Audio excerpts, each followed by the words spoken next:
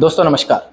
खबर से खबरदार बाजार के समाचार, ये जो वीकली बुलेटिन हम चलाते हैं, जिसके अंदर पिछले वीक में क्या चीज़ें हुई, अगले वीक में क्या हो सकती है, इस बुलेटिन के अंदर मैं संदीप जोशी आप सभी लोगों का स्वागत करता हूं आपके अपने यूट्यूब चैनल मार्केट गुरु फाइनेंशियल ट्रेनिंग सेंटर पे। दोस्तों आज के इस वीडियो में दो तीन बातें जो थंबनेल के अंदर मैंने दी है वो तो डिस्कस होने ही वाली है, पर थंबनेल बनाने के बाद एक बात मेरे ध्यान में आई है जो बहुत ही खास है। वो बात भी इस वीडियो के सबसे आखिर में मैं जोड़ने वाला हूं। पहले बता देता हूं कि वो बात क्या है।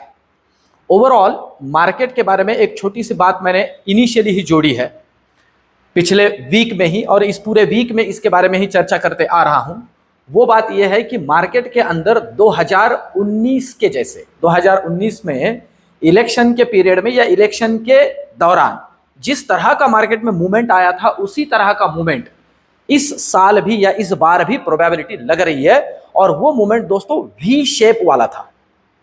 मतलब मार्केट जिस तरह से गिरा था उतना ही ताकत से, उतने ही स्ट्रेंथ से ऊपर भी चढ़ा था। तो अब मुझे ये लग रहा है कि ये गिरेगा। अब देखिए इस वीडियो में ये भी चर्चा करेंगे कि क्या कितनी प्रोबेबिलिटी है और गिरने की। लास्ट वीक में भी कुछ बातें मैंने जोड़ी है, पर ये उतने ही ताकत से ऊपर भी आने की प्रोबेबिलिटी लग रही है। उसको एक बहुत ही प्रॉपर और लॉजिकल रीजन या प्रूफ के साथ में इस वीडियो के आखिर में आपके लिए जोड़ूंगा। तो सबसे पहली बात आज के इस वीडियो में जो चर्चा करेंगे वो है इन्फ्लेशन का डेटा। देखिए Q4 का इन्फ्लेशन का, अभी इन्फ्लेशन का जो डेटा है, Q4 अर्निंग भी है, इन्फ्लेशन का डेटा आने वाला है। कल आएगा 13 मई को हमारा, और 14 मई को आएगा यूएस का इन्फ्लेशन का डेटा। अब देखिए ओवरऑल यूएस मार्केट की अगर हम बात करते हैं तो पिछले 2-3 दिनों में एक अच्छा खासा रैली यूएस मार्केट में हुआ है। रीजन है वहां पे अनएम्प्लॉयमेंट के जो डेटा है ना वो, अब वो डेटा जो है वो थोड़ा सपोर्ट कर रहा है उनके रेट कट को। पर अब उसमें एक छोटी सी बात ध्यान में लेने जैसी है, कल अपना इन्फ्लेशन का डेटा आएगा, तो पहले आपके अपने इन्फ्लेशन डेटा के बारे में कुछ बातें इसमें मैं जोड़ देता हूं। देखिए हमारा इन्फ्लेशन का डेटा प्रोबेबिलिटी है आसपास ही आए, लास्ट इन्फ्लेशन के डेटा के आसपास। बहुत ज्यादा इधर उधर उठापटक होने की प्रोबेबिलिटी बहुत कम है।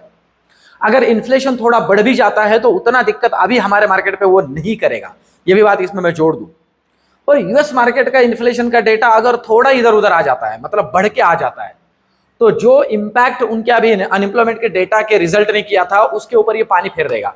क्योंकि वो जो रेट कट का जो सोच रहे हैं वो थोड़ा और आगे पोस्टपोन होने की ज्यादा से ज्यादा चांसेस बनेंगे, तो उनके मार्केट की थोड़ी वाट लग सकती है। अब हमारे मार्केट पे इंपैक्ट उसका नेगेटिव होगा, ये बात जरूरी है। अब ओवरऑल हमारे मार्केट का ट्रेंड क्या चल रहा है। देखिए हमारे मार्केट के ट्रेंड की अगर बात करें तो वो नेगेटिव है दोस्तों। हमारे मार्केट का अभी भी ट्रेंड नेगेटिव है। मार्केट ने एक पॉज लिया है।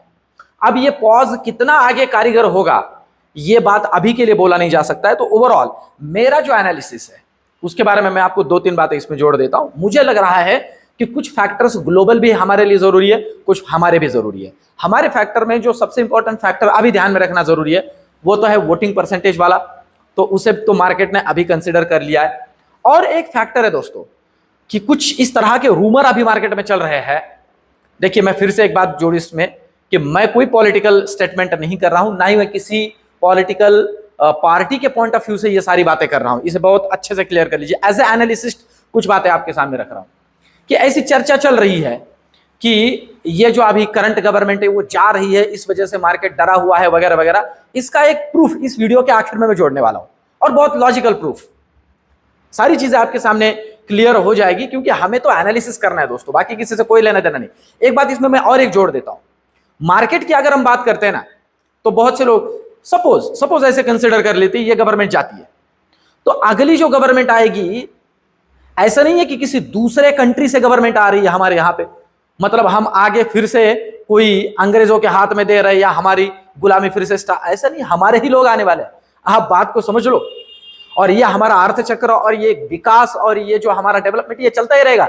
तो मार्केट वालों ने ऐसे नहीं डरना है कि ये गवर्नमेंट नहीं गए तो दूसरा मार्केट, मतलब दूसरा गवर्नमेंट मतलब पूरा मार्केट खत्म होने वाला है और हमें बेच बाज के सब भाग जाना है। अरे ये सब बातें कुछ मैटर ही नहीं करती है। एज ए इन्वेस्टर ये जो मार्केट में गिरावट हो रही है अपॉर्चुनिटी है, इस बात को बहुत अच्छे से समझ लीजिए।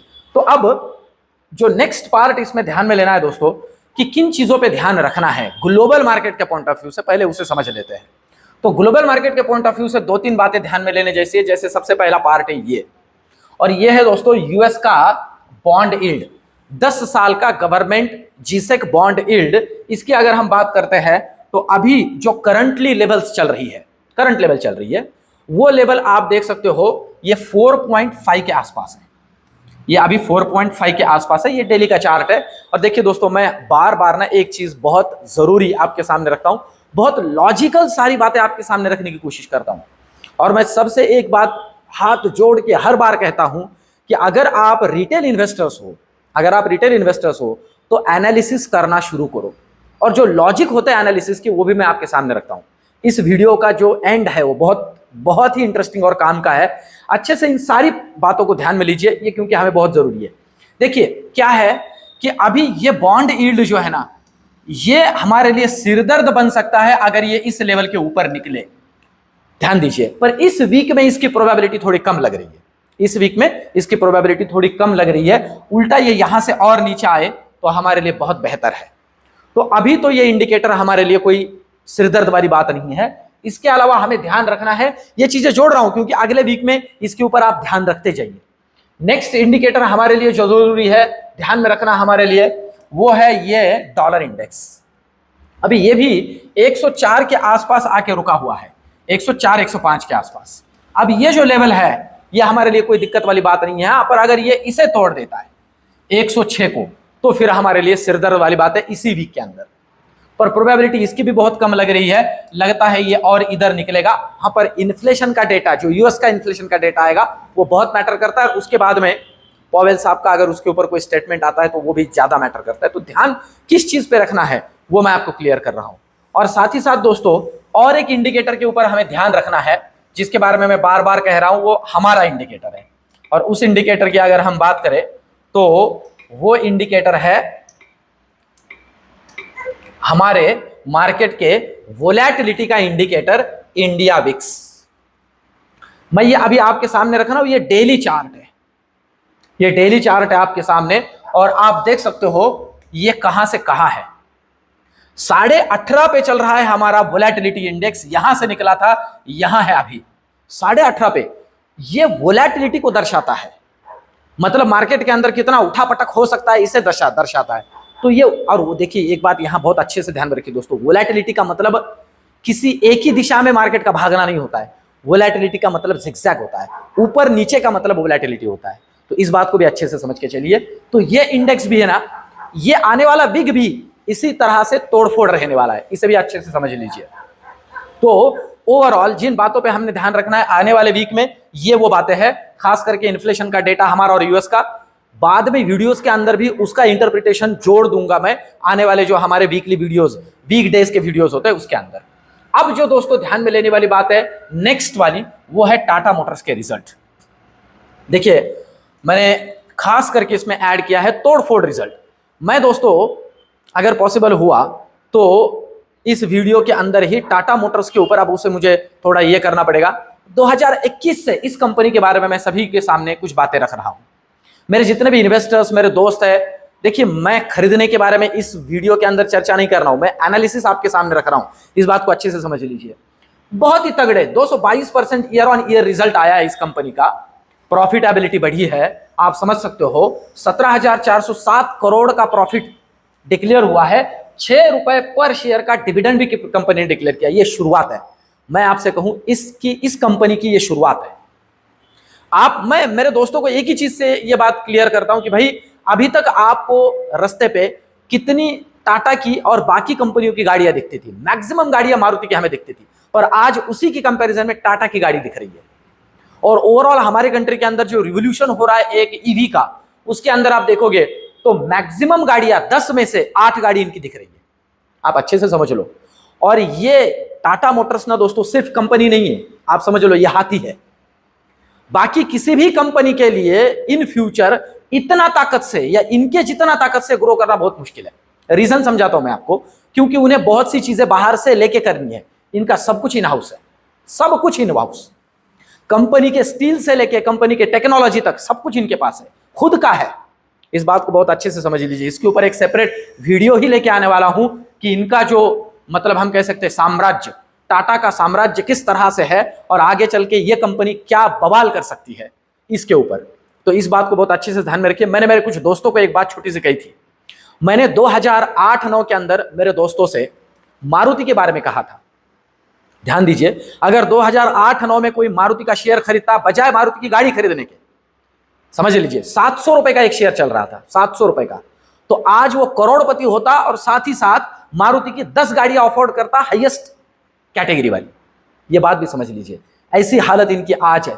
आने वाले 15 से 20 सालों में हम इन्हें कहां देख सकते हैं, इसकी कोई सीमा नहीं है। इस बात को बहुत अच्छे से समझ लीजिए। तो रिजल्ट बहुत अच्छा आया है, तो कंपनी परफॉर्म भी अच्छी करेगी, पर ओवरऑल मार्केट का ट्रेंड ध्यान में रखते हुए ही इसके अंदर काम करना जरूरी है। मैं कोई इसके जरिए कोई रिकमेंडेशन नहीं, जस्ट स्टडी आपके सामने रख रहा हूं।